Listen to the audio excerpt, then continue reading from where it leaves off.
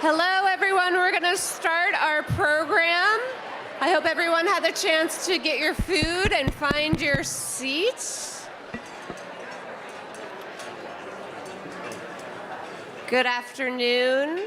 For those of you just joining us, again, I'm Kristen Dailey, the Executive Director of Global Washington. And today is a thank you, Paula.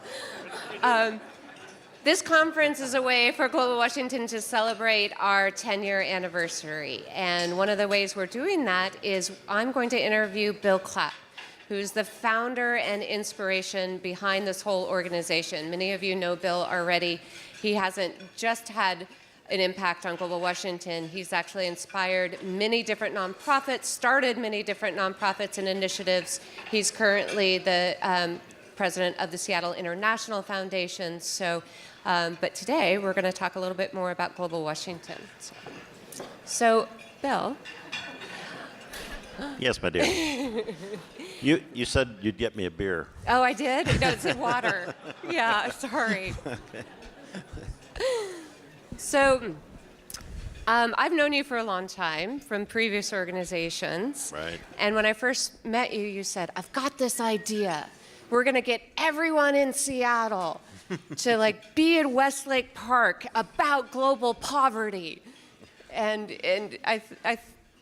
we all sat there and thought, is this something that's top of mind for the people in Seattle, for the media, for the politicians? And we found that it wasn't quite there, but we did notice there was a growing concentration of nonprofits and for-profits starting to talk about global poverty in particular, global development at large. But can you tell us what brought you to this idea and this inspiration to start Global Washington? Well, it was Yahweh and people like her. No, I'm pulling up some of your energy from this morning because you were such a marvelous speaker.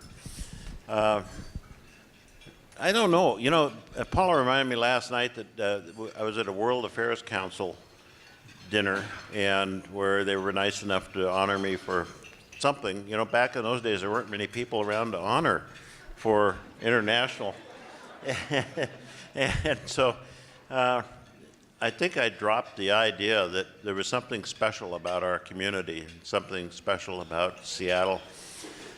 And always believe that. You hear things from other parts of the country. So I'd be in Washington, D.C. or the East Coast, and they'd say, what's going on out in Seattle? You know, there's all this stuff going on. And I thought, oh, really? You know, I don't know.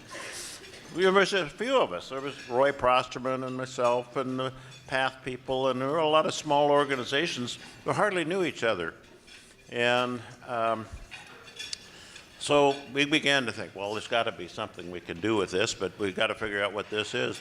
And it really started with Susan Jeffords in the University of Washington and ourselves trying to put together an idea of something that would provide a great educational opportunity for students in our state. International travel, exposure to some of the different parts of the world that they might not go to, and an opportunity to learn. And the more we got into it, we started doing some research. And we had two wonderful interns working on it and doing research about how many people were registered for international development in the state of Washington. And we were stunned. There was a bunch of them, a whole bunch. So anyway, we got together with a lot of nice people from Microsoft, Boeing, and other people and other NGOs, and began saying, there's something here. What can we do to organize it? And everybody says, well, you know, that's really hard. In fact, I'd been part of two efforts before to try and organize NGOs. And as you NGO people know, that doesn't come naturally to us. So I really felt, though, there was something special here in Seattle that we could do. And everybody said, well, that's going to be really hard. And I said, yes, but it's got to be more than NGOs. It's got to be businesses. It's got to be the universities. It's got to be all the players that are engaged. And they said, no, that's really impossible. They won't talk to each other.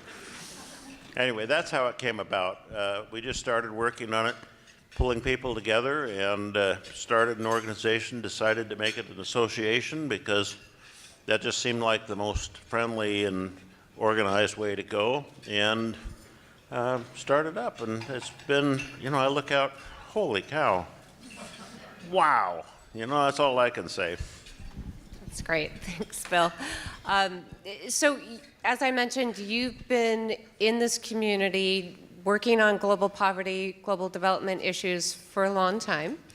And I'm wondering if you can reflect back a little bit on the trends that you've been seeing, either on how nonprofits are delivering their work or the funding community, or what have you seen that's different 10 years ago from now and the trends from the past?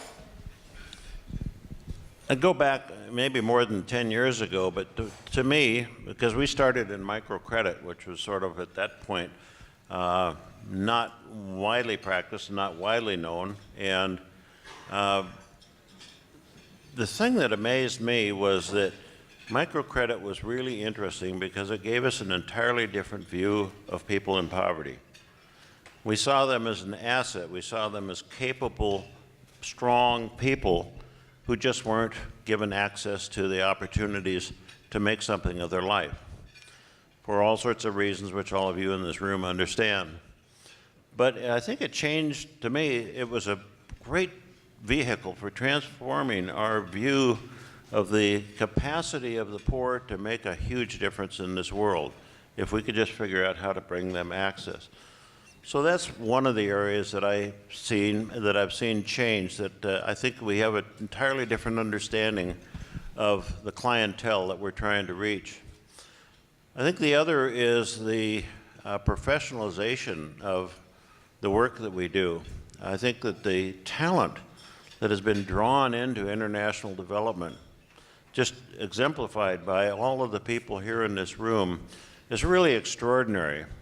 We've seen great leaps in the capacity of small development organizations being able to professionalize their management abilities, to be able to take on jobs that they never thought they could take on in a very, very professional way. And so I think that's been extraordinary. And then we've seen the slow but steady progress of the business community realizing that if they're international players, they have a responsibility in the worlds in which they work, not just in their markets at home. And we've seen a slow understanding that it goes beyond charity. It goes into thinking about the poor as a marketplace, the world as a broader marketplace, and figuring out how they can use the skills that they have developed, like we heard this morning at our opening session. Now they can use the skills they have to really make dramatic change in the world. So I think those are some of the really big trends. And then right here in Seattle, my gosh, I think this community, it just rocks. I think it's grown so much. We're getting close to the point where we're going to be at a tipping point where if you ask somebody what they do internationally or if they give internationally, they're going to say, well, of course, doesn't everybody? That's the goal we all should have, but I think we're getting closer and closer to that. What an extraordinary community we have. That's great. So it sounds like you talked to Microsoft 10 years ago, and now Justin is fulfilling that business case for social impact, or you and Akhtar had something. Yeah, I think Akhtar had something to do with that too. No, that's great. So also looking toward the future now, what are you most optimistic about with this community or throughout the region that you work? Well, that's a challenge these days, isn't it, to be optimistic. I was just talking to somebody before lunch that, when there's so many things wrong, there's a lot more to be optimistic about than there is pessimistic about, because we got all the pessimistic covered. But, I'm optimistic because of the talent that we've managed to draw into this field. I think it continues to grow. We have universities and schools like the Evans School and Jackson School and Seattle University that are pumping out people who have an international mind frame and that want to be engaged internationally. The young people that we have the privilege of hiring these days, and that I see going into all sorts of work. They've really got a different viewpoint of life than we had when we grew up. They really see the world as an area that they can have an impact in, and an area where they can, it's accessible to them. I think that they're going to have a marvelous change in the future here. So my optimism comes from the people that I see getting into this area. Well, Bill, you really have been an inspiration to others through your work and to other philanthropists that are caring about global issues because of you. So please join me in thanking Bill Clapp for his work and for sharing his story.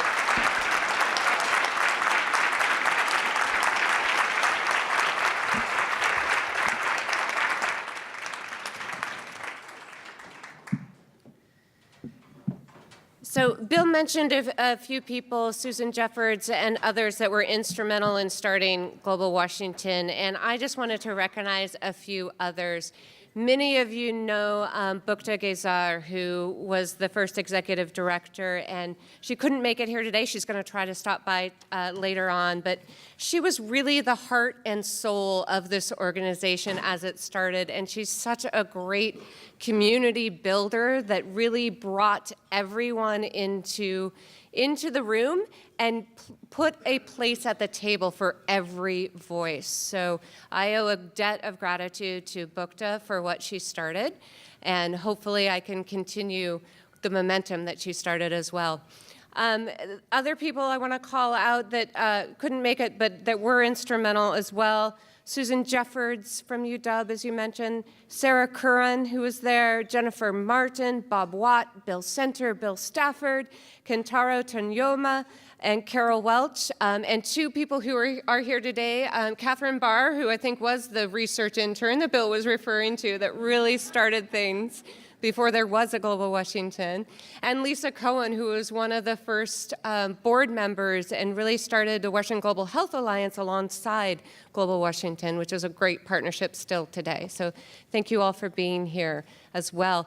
And then I want to recognize four very special people in the room as well. As most of you know, Global Washington annually presents a Global Hero Award.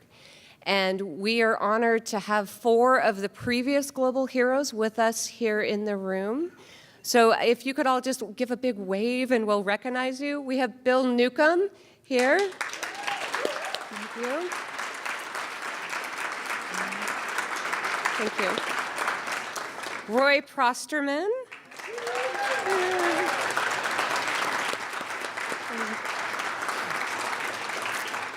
And one of my mentors as well, Jennifer Potter. Thank you. And Akhtar Badshah, who is a global hero and now on our board as well. So and I'd also lastly like to recognize the current members of the Global Washington board. There's several of you in the room. Again, if you could stand, if you're on the current Global Washington board, thank you so much. You could wave, wave.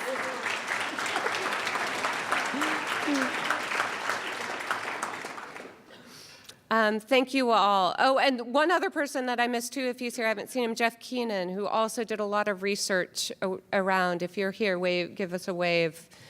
I don't think he's here yet. So thank you all again for building this community, and look what you all helped to create. We have over 440 people just here in the room. We have hundreds of people representing our member organizations now at Global Washington. So it's been a growing movement. This network has gained this momentum.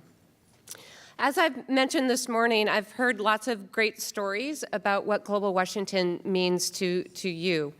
And one of my favorite stories is that I talked to a woman who said, I kept coming to Global Washington events and seeing this other organization that I really admired.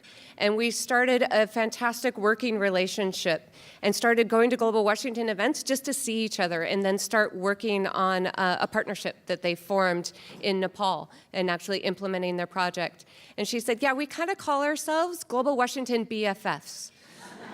And I love that. I love that people can come and meet here. We try to really curate the right topics and the right people to bring people together to spark new ideas and spark partnerships. So thank you all for that. I do want to say, though, that these connections, they don't happen just by accident. We have a small but mighty team at Global Washington that do really try to bring these things together. It's something that you all actively participate. And as we heard from Marty this morning, one of the greatest barriers to partnership is that trust building. I'm on social media, but I actually really believe that face-to-face trust building is critical. If you can meet someone face-to-face and make that connection, then everything you do online and virtually, it's so much more meaningful. So that's why Global Washington still does in-person convenings. We try to have that human-to-human contact and connection. Also, I remembered back to when I was not at Global Washington, I was part of 2 other nonprofits here in the global development community. And as Bill mentioned, there were so many people working in global development that didn't know each other. It was a very fragmented community. We actually have a slide here that illustrates kind of what we were thinking. So there were clusters, for sure, of people in their sector, but it was very fragmented. And this is similar to what Marty showed this morning, but these are actually actual data points of Global Washington members.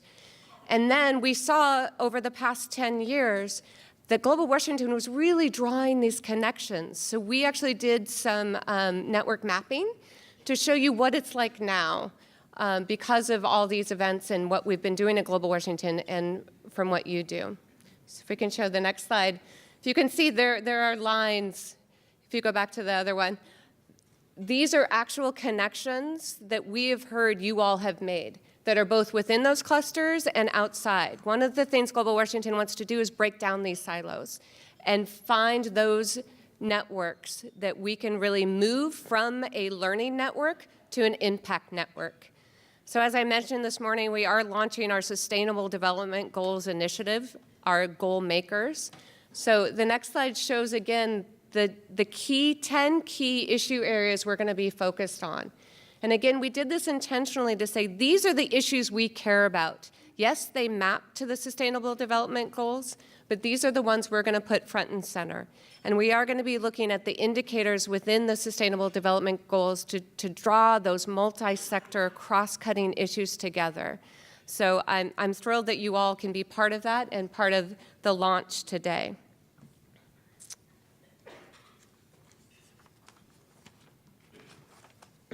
So it has been just wonderful today reflecting back on the last 10 years and hearing from Bill and everything he's done. And now we're going to look toward the future. And we're going to start by hearing a very inspirational speaker here at lunch, too, that really is paving the path for ethical leadership in Africa. So I'm going to ask Akhtar Badshah to come up and do this introduction. As you heard, Akhtar was instrumental in helping start Global Washington when he was head of Microsoft Philanthropies. And he's now a professor at UW because he has a little bit more time on his hands, and he gets to be my board chair as well at Global Washington. So, Akhtar.